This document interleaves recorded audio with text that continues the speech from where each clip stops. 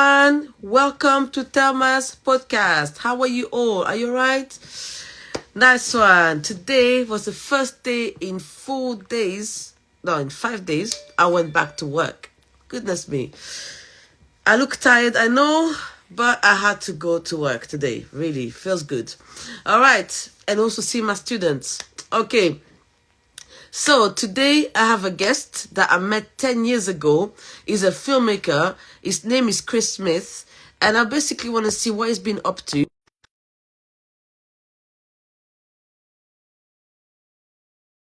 Film or this documentary. So I really want to see what he's been up to. Okay. Right, Chris, can you request to join? Hey! Hello. Hello, how are you? Good. How are you? I'm fine. Nice to see you. Do you remember me? Yeah, I remember you. Of course I do. Amazing. Amazing. So introduce yourself and what you do. Yeah. So my name's Chris, and I'm a filmmaker. I work on my own films. I make a lot of films for other people, like brands, TV adverts, branded content. Yeah, that's kind of me, really. I work across documentary. I do a bit of drama as well, and yeah, that's what I've been doing pretty much for the last. I used to work in advertising. Um, Okay. and TV as well. But for the last 10 years, I've been pretty much focused on trying to make my films and get them financed and released, and then making TV ads and commercials and things like that. Yeah. That's fantastic. I met you in that course. You know that course was it for storytelling? I forgot what it was. But me and you, we did a course. I think it was to work more on writing a script. I think that's Yeah. what it was. Been I think I've done a few screenwriting courses over the years. Yeah, I think it would have been screenwriting. Yeah, Yes. I can't remember where it was. I But one, think it was near Liverpool Street. I yeah, forgot Bishopgate. Listen. yeah, it might have been. Yeah. Yeah. But I Right. remember you were already doing documentaries back then. When I met you, was it 10 years ago? You were Okay. already, was it Utopia? Forgot what it was. How do you call it? Yeah, I'd probably started on that then. It then took me another, so if that was 10 years ago, it then took me another 5 years to finish it and release it. So, yeah, Wow. but That- yeah, that's documentary for you. I know it's not easy. So tell me the process. When did you discover that you wanted to do films? When did you discover that passion of yours? Oh, I think it was quite early on. I was quite lucky in that my parents never really stopped me from watching whatever I wanted to watch. So I was probably watching quite, you know, weird, scary, strange stuff from quite an early age. I had an older sister who used to introduce me to like David Lynch movies and weird horror films and Peter Greenaway and art house films, and yeah, so, and I loved it, and I still do. You know, I think even in an age of where TV series has taken over, really, I still just prefer films, and I prefer watching films, and I love going to the cinema whenever I can. So yeah, I think it was that, and I always kind of wanted to do it, and started off doing bits and pieces of trying to make my own stuff, quite unsuccessfully at first, and then managed to get a job with a sort of production company and started doing bits and getting paid for it. And yeah, but it was probably like a lot of it was down to my sister, I think, and the films that she introduced me to and the filmmakers that she introduced me to quite early on. That's lovely. So you say you work in advertising.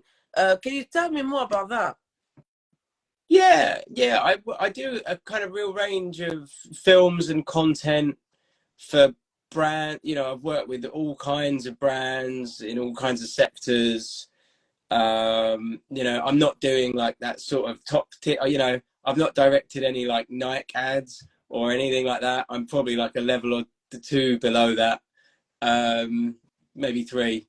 And yeah, but I work with some quite nice brands. I just did something for Upfield, which is a plant-based foods brand. They do kind of flora, and I can't believe it's not butter. Shot like a documentary film for them a little while ago. Working with a clothing brand, quite a cool clothing brand in the new year. Yeah, well, it's quite varied, and it's quite interesting, mainly as a director. So quite often you don't actually get involved that much as director. You sort of get given a storyboard and you turn up on the day and make sure everything happens in the right way. Sometimes you do get more involved, and you get involved in the creative and casting actors and that, which I prefer, and is great when you can do that. So yeah, it's good. It's quite a varied career, I guess. Mm-hmm.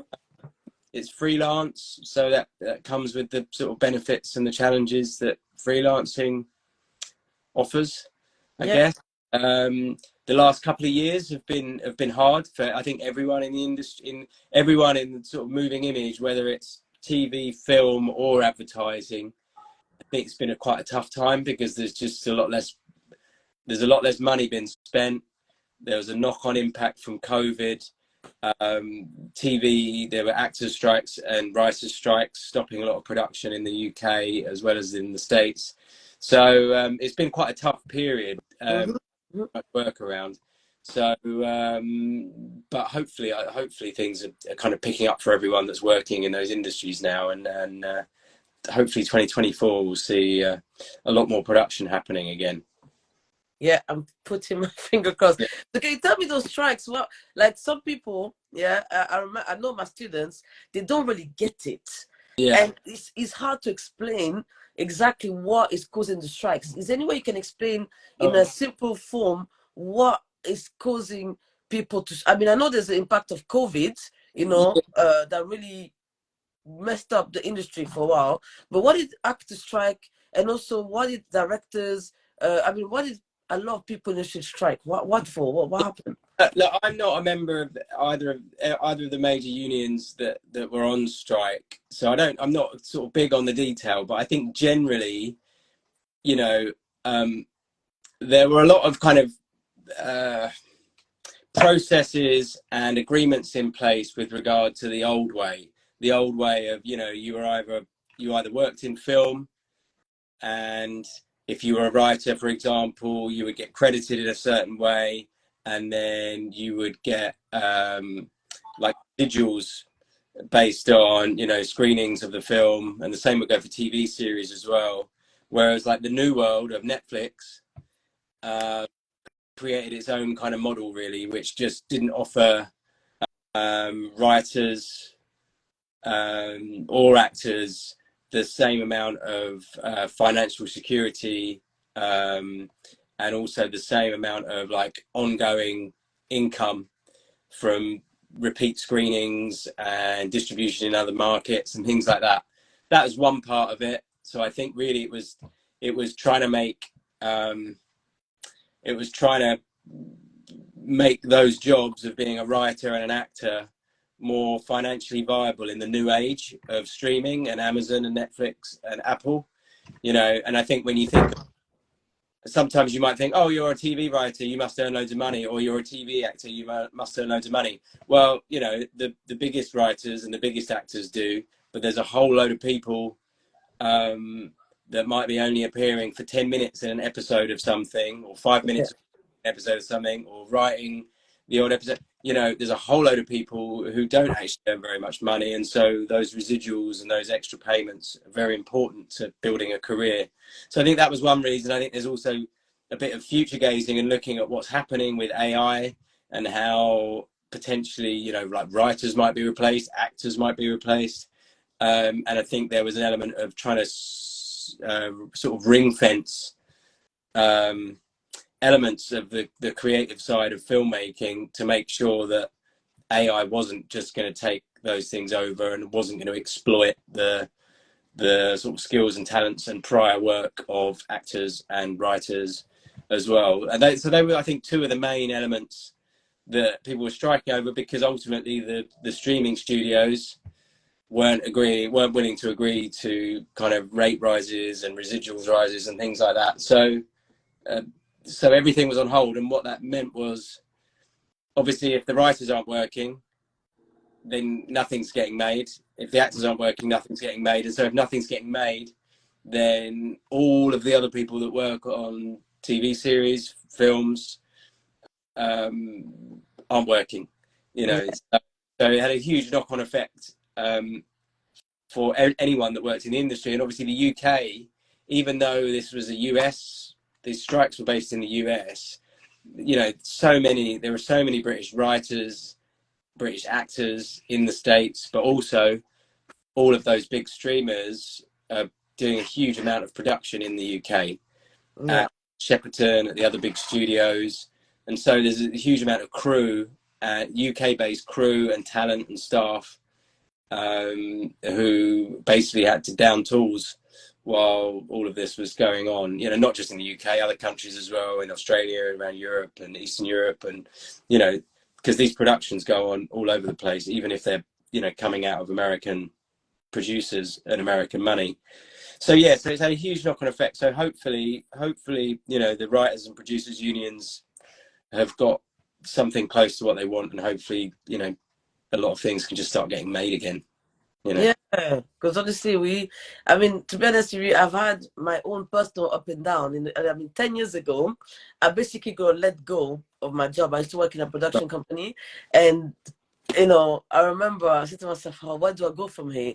And then I said, let me just find some courses to just not stop this passion I have and find other ways.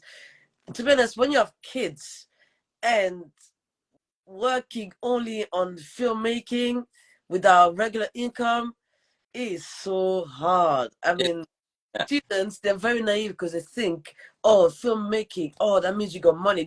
In their heads, they think you're Spielberg or Scorsese or whatever. And I'm thinking, that's not like that. It doesn't work like that. That's no, not podcast, because I want them to realize the reality of work, the reality of, you know, this is not what it seems. You see red carpet, you see glamour and glitz. It's nothing like that.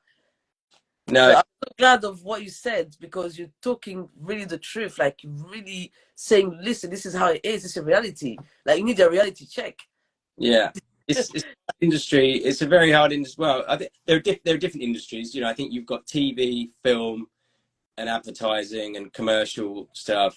TV and film are becoming more aligned as kind of the same one industry, but they are still, you know, separate in their own ways. But yeah, they're all hard, you know, and you've got to put a lot of legwork. There's no shortcuts really, you know. No, There is if you're rich already and you can pay to go to film school and then fund all your own films, but there's not many people in that position. So everyone else, you've got to work hard, and you've either got to work your way up through the kind of crew system, you know, being assistants in your specialism, and then, you know, just working 10 to 16 hour days on shoots all the time and working your way up, or you try the other route, which is kind of just making your own films, yeah, which really is hard and time consuming and money, you know, like absolute kind of money pit, sort of making short films, because you never make money off a short film. no, Don't make money back off a short film. Most people don't make money back off feature films either. So yeah, it's hard. It's very hard. And there are some people that are really good at it and have managed to find success. But, you know, I mean, when you think about directing, you know, there's a reason why you don't really get many 22-year-old feature film directors, because it takes so many elements. There are so many elements to directing, creative, technical, organizational, in the way you talk to people and communicate with everyone on the crew, that when I was 22, I wouldn't have been very good at doing it at all, you know. And so you need that life experience yeah, to manage all those people with different skill sets, to be able to think creatively, technically, organizationally at the same time. I think there are some examples, you know, like Quentin Tarantino was directing Reservoir Dogs when he was in his 20s. You know, that's an extreme example. You know, the rule, that's an exception to the rule. So I mean, that's directing. But even, you know, the other kind of key skill sets, if you're a head of department on a film set, it's very, very likely that you have worked a lot of years and yeah, you've worked on a lot of projects to get to that point. And, you know, so it's hard work. It's a lot of fun, and the payoff can be amazing. Not financially necessarily, but just with a view to seeing your thing or seeing something you've been part of, you know, on the big screen or Yeah. on Netflix or whatever it is. But yeah, it's hard and it's changing. So in the 10 years I've been making films, like specifically narrative films for the last 10 years, the whole film industry has just completely changed, and it's going to change even more over the next 10 years. So the independent film industry now is in a state that it's not been in for since before it existed. You know, there's so many things that make it even more difficult to get your independent finance, you know, distributed. It was always hard, and now it's incredibly hard. And so few. I think there's about sort of 700 or 800. This was a few years ago. There's like sort of anything between like 800 and 1,000 feature films a year get made in the UK. You know, and it's like how many of those make it into cinemas, and then how many of those that don't make it into cinemas get onto Netflix or Amazon, or, you know. So there's so many feature films that get made that never even get distribution, never really get seen very widely, and that's had, you know, 10, 20, 30, 40, 50, 60 people working on that film. Yeah. Loads of time getting put into those things, anything from budgets to sort of £10,000 to millions, and sometimes they never even get seen. So it can be quite brutal in that way, in that you can put so much into it and get so little back. But it's part of it, you know. And if it was easy, then it You're wouldn't. right. You're totally right. Because at the end of the day, it's about passion. Because what's the point, after what you said, what's the point doing this if you don't like what you do in the first place? Yeah, Like yeah, you talk about knowledge, you talk about really passion. Because if you were like there for the money, let's be real, you'd be out of there. I mean, yeah, it would be the worst career move ever to become a filmmaker for the money. You know, I could have gone to work in the city when I was 17, in the city of London when I was 17, 18. I'd have been earning more than I do now by the time I was 23, 24. You know, and I've always been very aware of that. Even working in advertising, you know, you can earn a lot more, you know, not necessarily making TV ads, but just working, you know, you can earn a lot more than you would doing this. But they're the choices you make, you know. And I think you've got to be passionate, like you say. Mm-hmm. Mm-hmm. You've got to be committed. It takes time, you know, Yeah. and you're always learning. And you know, I'm still trying to get certain things made that might never get made. You know, I'll carry on doing that probably for as long as I've got the energy to do it. Not doing it because I think I'm going to make loads of money from it. You know, that's not going to happen. I agree. Me, the thing is, for now, I'm pausing a little bit before eventually going back to it because I do miss it. Yeah, yeah. But So, got any projects that you're working on? Anything that's on the? so let's just be real. Ideas are there, but the process of starting those ideas, I'm way off. Right. The good thing is my kids now in secondary school, they don't need me. My daughter, she actually started secondary school this year, so now I've got more freedom to start thinking, putting my plans into actual action.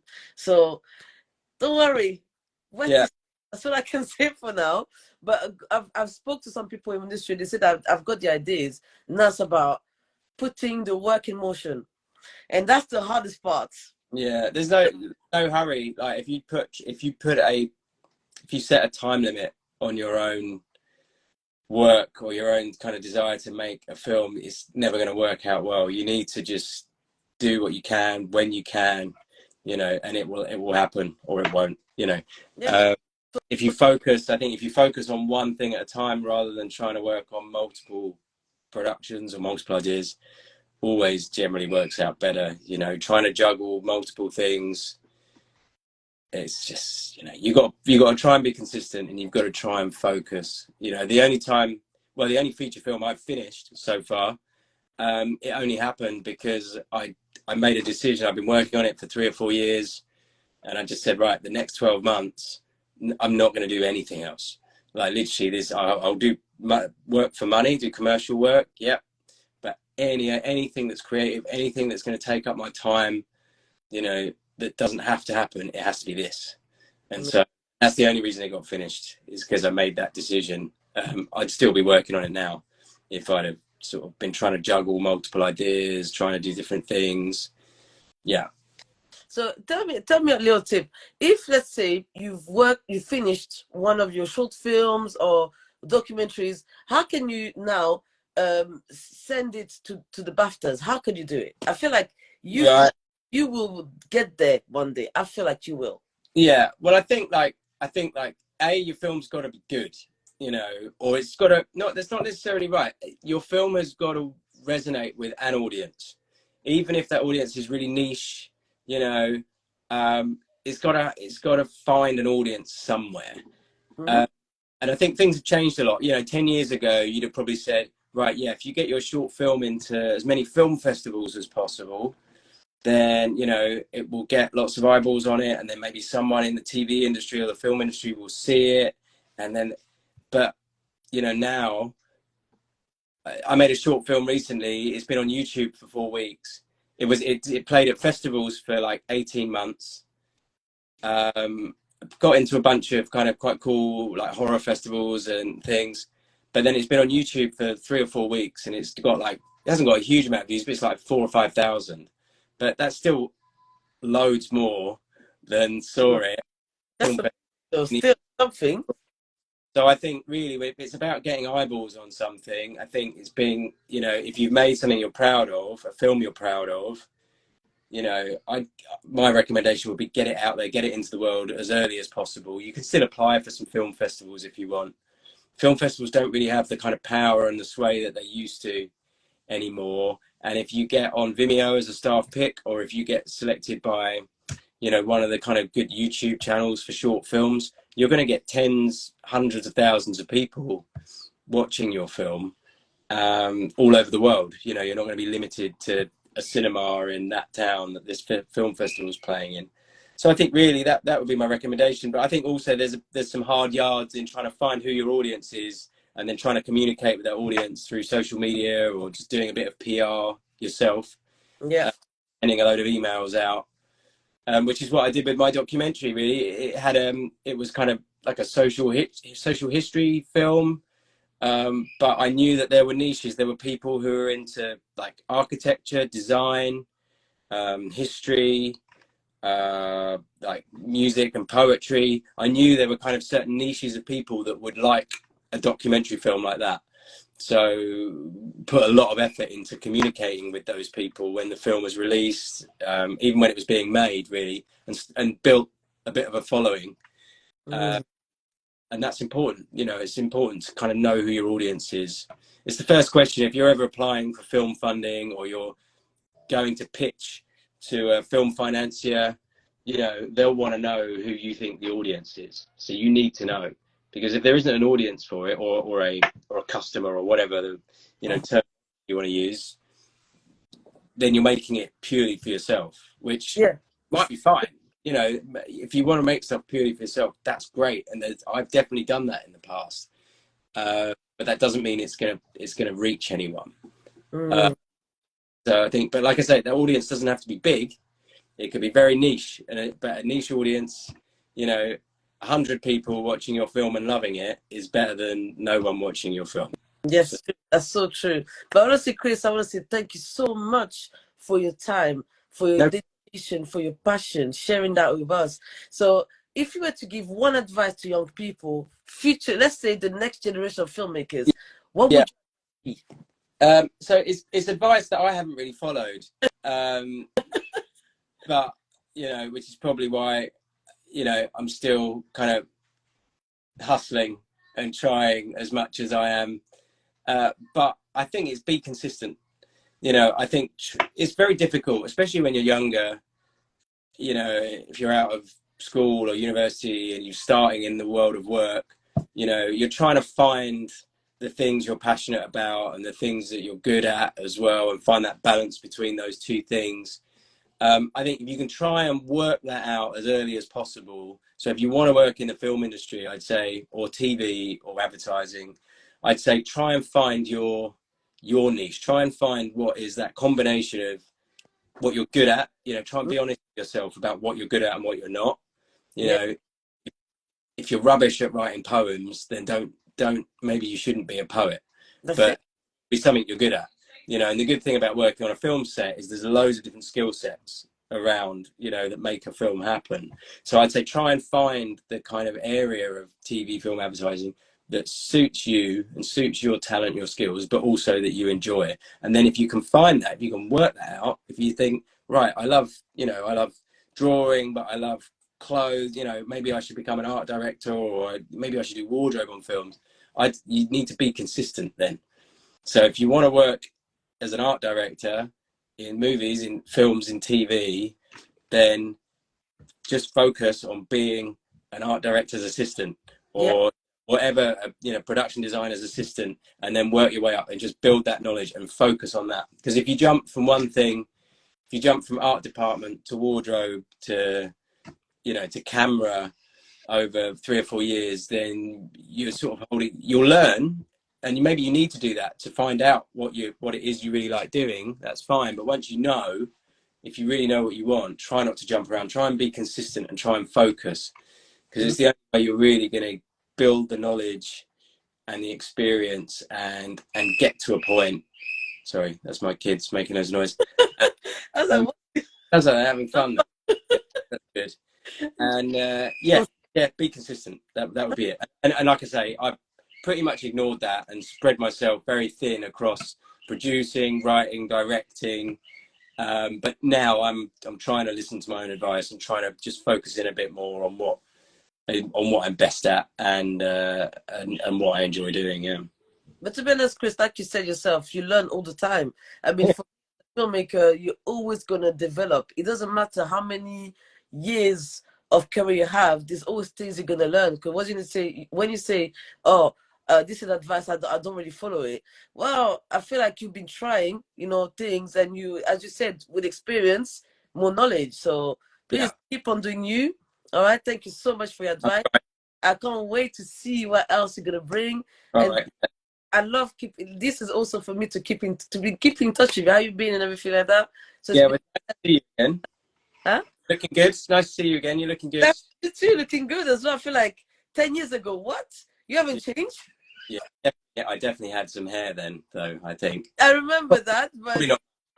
charisma, same, you know, friendliness, kindness. So thank you so much, Chris. All right, no worries. It's nice to speak to you. You take care. Yeah, take care. Bye. Bye.